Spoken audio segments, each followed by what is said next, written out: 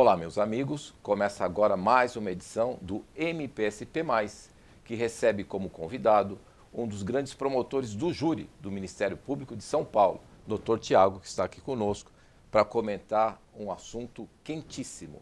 Na semana passada, o MPSP conseguiu a condenação a quase 100 anos de prisão de Paulo Cupertino, autor do homicídio do ator Rafael e dos seus pais. Isso. Doutor, agradeço a sua gentileza de cavar um espacinho ali na sua agenda, que eu sei que é complicada, para nos atender.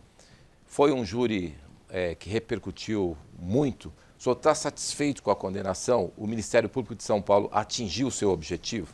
Extremamente satisfeito com a condenação, extremamente satisfeito com a pena. Aliás, foi uma resposta à altura da Justiça Paulista à barbaridade que esse rapaz cometeu. Espero, inclusive, que o Tribunal de Justiça do Estado de São Paulo mantenha a pena. Enfim, a gente sabe que em casos assim, penas muito elevadas, muito embora a fundamentação esteja extremamente perfeita, eu diria assim. A gente sabe que existe a possibilidade da pena ser reduzida, e se houver uma redução, que não seja uma redução drástica. Mas ainda que seja uma redução drástica, eu acredito que, por conta até dos períodos aí, dos prazos, dos patamares de progressão, ele vai ficar um bom tempo preso e com certeza isso traz um alento, especialmente para a família da vítima, das vítimas, né? Sim. Temos, inclusive, a própria filha dele, sem dúvida, o próprio filho dele, a própria ex-esposa, ex-companheira, na verdade, a Vanessa, que não era casada oficialmente, mas convivia tão bem com ele. Eu acredito que temos as vítimas, não só do lado da família do Rafael, como da própria família dele. Muito embora, sem sombra de dúvidas, a família do Rafael foi a mais atingida. Mas acredito que essa condenação traz um alento para todo mundo e para a sociedade também.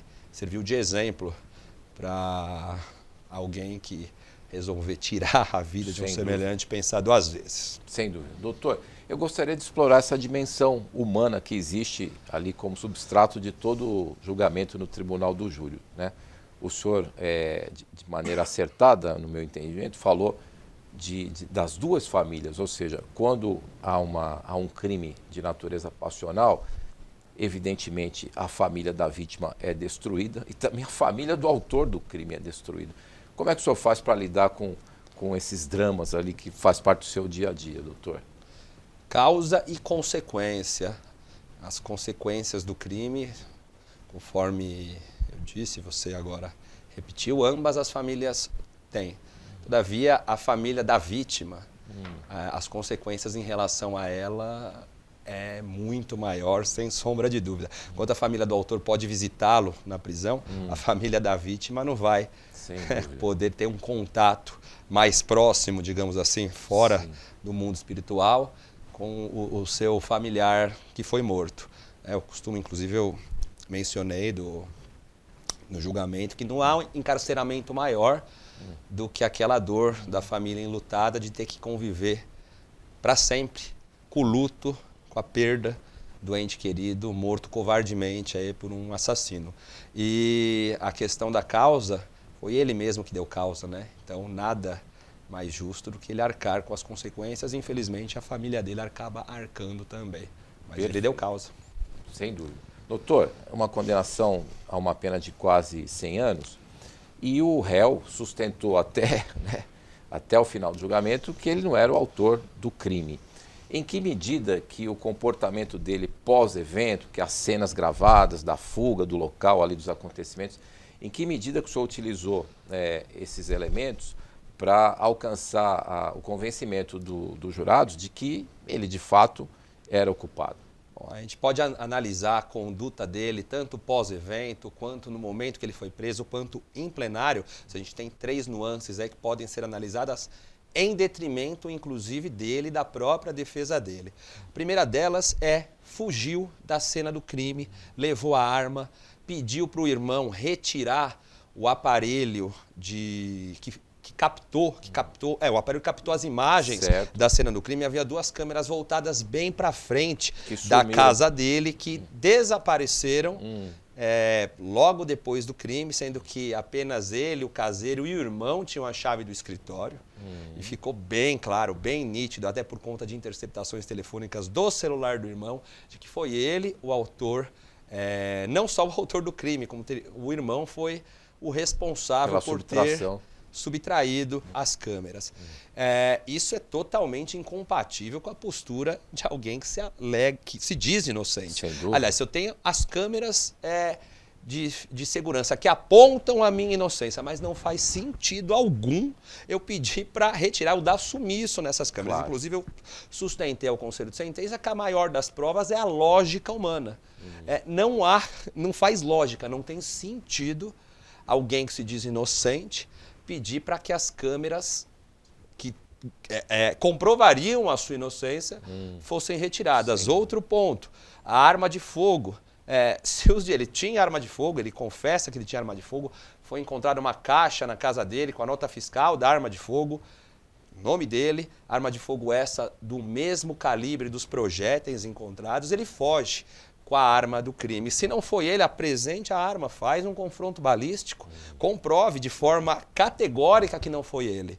Outra coisa, ele diz que foi uma terceira pessoa que foi o autor do crime. Faz sentido algum? Tem lógica. Se eu vi um crime, foi uma terceira pessoa, eu saio correndo e fico foragido por 3 anos. Ele disse que foi para proteger os familiares dele. Nesses 3 anos ele não mantém contato com os familiares. Ou seja, então, a negativa dele não faz sentido. Outra nuance que eu acredito que não teria como ele sustentar a negativa de autoria. Quando ele é preso, dentre outras frases, ele diz a seguinte: olha a minha filha agora e veja como ela estava antes. Ela está bem melhor agora. Ou seja, não faz sentido alguém solta uma frase dessas, no momento que é preso, depois de quase 3 anos, sustentar a negativa de autoria. Outro ponto agora, para encerrar, sobre a postura dele em plenário. Em primeiro lugar, que ele desafiou o Ministério Público a provar que ele era o culpado, né? Inclusive ele se vira para nós, ô Barbudão, prova aí. É verdade. Enfim. E essa é uma postura totalmente que não condiz, essa postura não condiz com aquele que alega inocência. Geralmente aquele que alega inocência, ele clama, ele tenta provar sua inocência a todo custo, a todo momento, e não desafiar a provar a sua culpa. Quem desafia a provar a sua culpa, geralmente é o culpado, porque numa pseudo-ilusão acredita que não há provas suficientes para incriminá-lo por aquele crime. Uma vez que não tínhamos as filmagens, que ele retirou, uma vez que as testemunhas que lá estavam, muito embora tenham ouvido os tiros, não visualizaram ele efetivamente atirando. Então, na cabeça dele, digamos assim, sem adjetivar, não estou mais no plenário, mas na cabeça dele ele entendia que aquilo não era suficiente para condenar, então ele desafiou nós a provar a culpa dele. Essa é a conduta, a postura do culpado e não do inocente. Verdade, a observação é que o desafio foi aceito e a resposta foi dada. Doutor, ele vai certamente recorrer, né? Mas só que ele recorre da sentença cumprindo já a sentença, não é isso? Sim, já. Eu queria que o senhor comentasse isso, porque essa é uma alteração recente, né, que foi introduzida. Porque na maioria dos casos, o condenado, quando recorria, ele poderia, tinha o benefício de fazer o recurso em liberdade. Como é que o senhor recebe essa recente alteração que, a mim me parece, ampara mais a família das vítimas? Com certeza. Essa alteração legislativa ampara, sem sombra de dúvidas, a família das vítimas, só que a gente tem 2 tipos de prisões diferentes. Em relação, digamos assim, à prisão dele, eu acredito que essa alteração legislativa não faria tanta diferença. Por quê? Porque nós temos 2 tipos de prisão. A prisão processual, ou seja, que é a prisão preventiva, ou seja, aquela durante o curso do processo a pessoa aguarda preso, o que já era o caso dele. Ele já estava preso aí há 2 anos e alguns meses, desde quando ele foi recapturado. Ou seja, ele ao fugir, ele já demonstrou para a justiça que ele não quer cumprir a pena se eventualmente condenado. Ou seja, há um risco aí para a aplicação da lei penal, que é um dos requisitos da prisão preventiva. Então ele já estava preso preventivamente, que é uma prisão processual. Isso existe há muito tempo, isso se mantém, e a alteração legislativa diz respeito a uma outra natureza de prisão, digamos assim. Ou seja, a prisão para o cumprimento de pena. Já é o cumprimento antecipado da pena. Não antecipado da pena, o cumprimento imediato, melhor. Falei errado. O cumprimento imediato da pena após a condenação. Essa sim, houve alteração legislativa, inclusive o próprio STF já se debruçou sobre o tema, já disse que é constitucional. Então, serviria, por exemplo, aquelas pessoas que aguardam o julgamento em liberdade, chega no plenário solto, e o que acontecia muitas vezes, a pessoa era condenada, ainda que fosse o caso dele, se ele tivesse respondido em liberdade, fosse condenado a 98 anos de prisão, muitas vezes, inclusive, ouso a dizer que era até a regra, a pessoa sai pela mesma porta que entrou, pela mesma porta que os jurados vão sair. Isso sim, houve uma alteração legislativa, ou seja, se ele tivesse entrado solto e fosse condenado a 98 anos de prisão, muito provavelmente já se daria o cumprimento imediato da pena. Essa é a alteração legislativa. A prisão processual já existia, continua existindo. Em relação a ele, eu acredito que ainda que não tivesse acontecido essa alteração legislativa, ele sairia preso, porque já demonstrou. Em relação a essa mudança que agora evita, né, esse constrangimento do réu, mesmo condenado, sai pela mesma porta que saem os familiares da vítima, o senhor evidentemente apoia essa Com certeza, com certeza. Aliás, não faz sentido ser diferente. Tem lógica, volta aqui a questão da lógica, tem lógica a pessoa entrar solta, ser condenado a 100 anos de prisão e sair pela mesma porta que os familiares da vítima, pela mesma porta que os jurados que a condenaram, pela mesma porta, enfim, faz, sem sombra de dúvidas, alteração que veio para o bem, digamos assim. Sem dúvida. Doutor, o caso evidentemente teve grande repercussão, a mídia cobriu o julgamento exaustivamente, teve matéria no fim de semana agora no Fantástico. Em que medida, na sua avaliação, que a grande repercussão desse caso pode inibir acontecimentos semelhantes? Existe algum efeito pedagógico da cobertura da imprensa? Com certeza, com certeza. Inclusive, essa é uma das funções da pena, né? Não só a função repressiva, mas nós temos a função preventiva da pena. A preventiva específica, que é para o sujeito cometer o crime, e a preventiva geral, ou seja, para outras pessoas, para que outras pessoas não pratiquem o crime que aquela pessoa condenada praticou. Sem sombra de dúvidas, e essa pena chamou muita atenção, 98 anos, quase 100 anos. Pode ter certeza, absoluta certeza, que quem pensar em cometer um crime, especialmente quem pensar em matar alguém, vai pensar duas vezes, porque a pena foi exemplar. Sem dúvida. Doutor, a última pergunta, estamos caminhando aqui para o final da nossa entrevista. Evidentemente, a atuação do Ministério Público é voltada para o conjunto da sociedade, ou seja, quando o Ministério Público processa alguém no tribunal do júri e obtém a condenação, ele está dando uma resposta à sociedade, mas também está dando uma resposta aos familiares, né, da vítima. Depois da sentença, o senhor conversou com os familiares do Rafael, que sentimento, explica para ele, qual é o sentimento de um promotor de justiça quando ele consegue ali fazer justiça, vamos dizer assim, e dar essa resposta diretamente aos que foram atingidos? Essa pergunta é muito especial, por quê?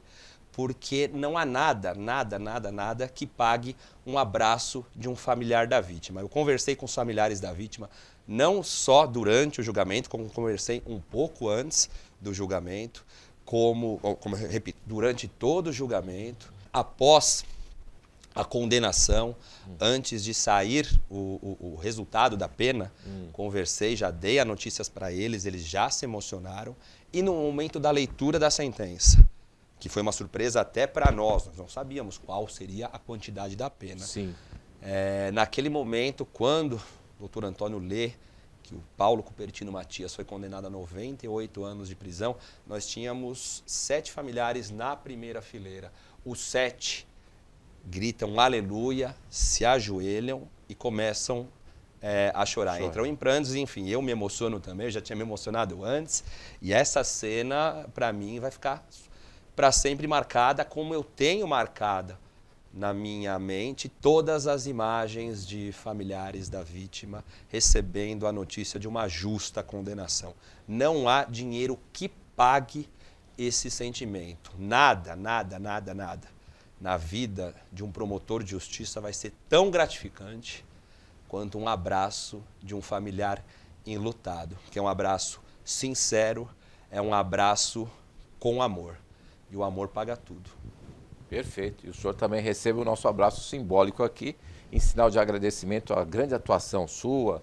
O doutor Zagallo também esteve com o senhor no Tribunal do Júri, a promotora que ofereceu a denúncia, ou seja, doutora Soraya. Fez um trabalho impecável, desculpa te cortar, pois não, doutor. Só para deixar registrado Claro. aqui o trabalho impecável que a doutora Soraya fez do início até quase o fim deste processo. Ela, inclusive, faria o julgamento em outubro do ano passado, onde o Paulo Cupertino destituiu o seu advogado e aí os trabalhos foram interrompidos. Que foi um elogio, um trabalho brilhante que a doutora Soraya fez durante todo o processo. Ou seja, um elogio a todo o time do Ministério Público. Doutor, muito obrigado pela gentileza de nos atender para essa entrevista e boa sorte aí na sua carreira. Vamos em frente. Muito obrigado.